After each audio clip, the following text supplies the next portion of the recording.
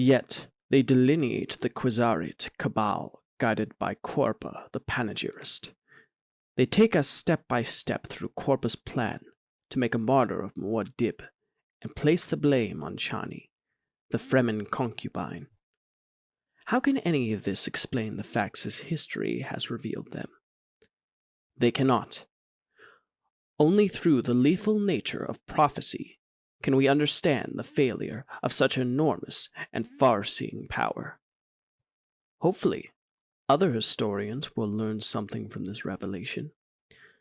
Analysis of History, Muad'Dib, by Bronzo of Ix. There exists no separation between gods and men. One blends softly, casually into the other. Proverbs of Muad'Dib.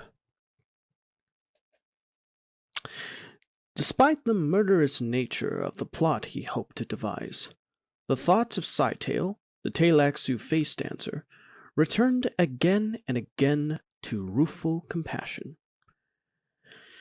I shall regret causing death and misery to Muad'Dib, he told himself. He kept this benignity carefully hidden from his fellow conspirators.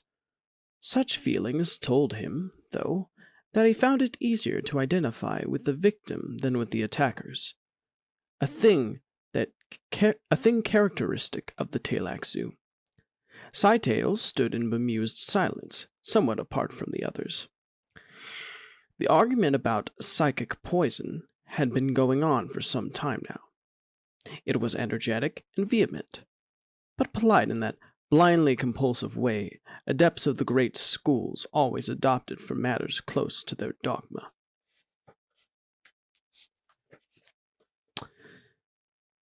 When you think you have him skewered, right then you'll find him unwounded.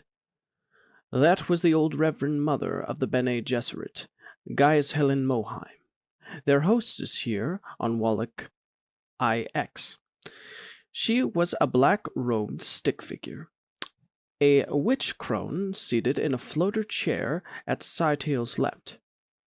Her abahood had been thrown back to expose a leathery face beneath silver hair. Deeply pocketed eyes stared out of skull-mask features. They were using Amira Bahasa language, honed phalange, consonants, and joined vowels. It was an instrument for conveying fine emotional subtleties. Edric, the guild steersman, replied to the Reverend Mother now with a vocal curtsy contained in a sneer, a lovely touch of disdainful politeness. Scytale looked at the guild envoy. Edric swam in a container of orange gas only a few paces away. His container sat in the center of the transparent dome which the Bene Gesserit had built for this meeting.